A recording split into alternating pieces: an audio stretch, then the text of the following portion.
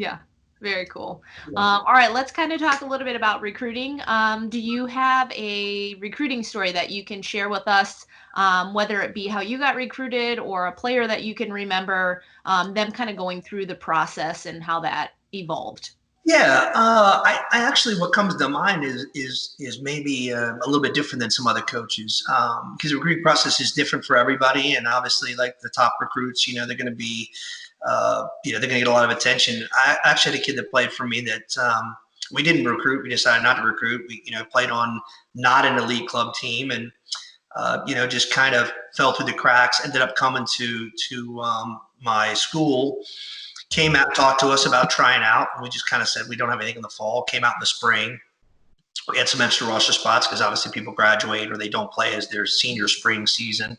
Mhm. And, kind of stuck with it, did well in the spring, handled himself in training. It just kind of felt like, we don't have a spot for this kid. He fits in, but, and so we told him, hey, we're not going to take him, So he was disappointed. We said he might try out the next year. And we're thinking, second year of college, you're probably, it's probably too late. Talked to us early in the fall, and we had a couple injuries, and we said, hey, let's bring this kid in for preseason. So 3 days before preseason, had not planned to be there. So obviously he wasn't doing the workouts and all this thing. Called him, came. He won our fitness test the first day. I walked in the office and said to my assistant, I'm pretty much keeping this kid based on that. Like, if this kid who'd worked out all summer wasn't planning to come onto our team, 3 days before preseason, we call him and say, hey, we'll give you a shot. And he beats every returning player and incoming freshman that we recruited. We're going to keep him. And so, he stuck. He's a great kid, graduated from the school and came back for a fifth year. Didn't play a lot through his 4 years. Came back for a fifth year. Ended up being on the all tournament team in our conference in that year in the playoffs. So just a pretty good success story of a kid who persevered, didn't have all the opportunities of playing on the super elite club team, chose the school for the right reasons, and ended up making a Division I soccer team.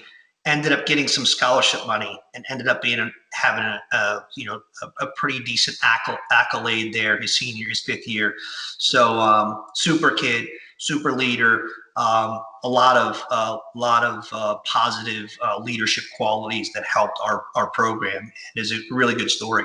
Really good story. Yeah, absolutely. It's very unique. That doesn't happen very often, but it's also kind of a nice story to hear that he wanted to keep trying, and even if he didn't make it on the program, he was just going to stay fit and stay ready and Yep. still enjoy the game. And I think that's pretty awesome. I like that story a lot. Yeah. It helped some of our top players, because if this kid could give all that he had with no guarantee of even making a squad, and then you have players that are disappointed when they don't start or play every minute.